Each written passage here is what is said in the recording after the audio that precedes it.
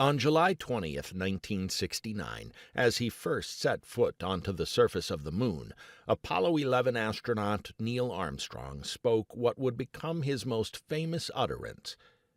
"That's one small step for a man, one giant leap for mankind."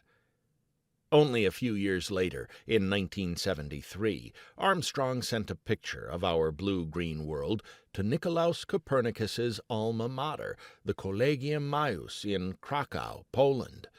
The photograph, which still hangs on the wall in the Collegium, bears the following handwritten inscription: "To the Copernicus Museum, Krakow, on the 500th birthday of a giant. Neil Armstrong, Apollo 11. The Apollo photos of Earth, taken from afar, continue to evoke wonder.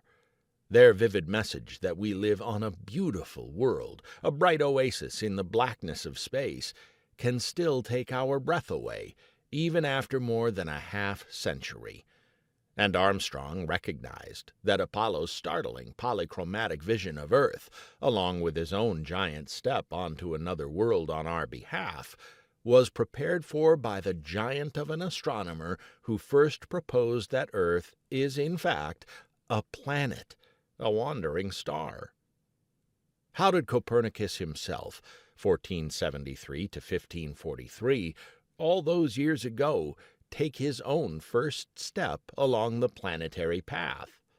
After all, for almost 2 millennia, Earth had been thought of as being located in the downstairs of a 2-story universe, fixed at its center.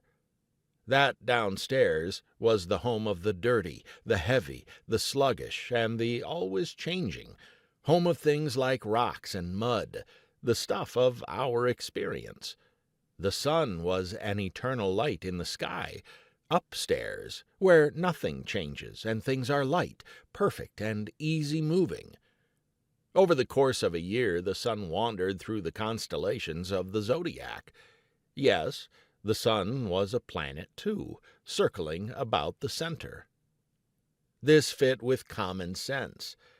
Consider that even today we continue to check our weather apps or websites to discover when the sun will rise and set tomorrow. We know that, whatever change befalls us here on Earth, tomorrow the sun will rise, as it always does. And absent earthquakes, Earth feels fixed and immovable. Yet all was not well with the classical model of the universe.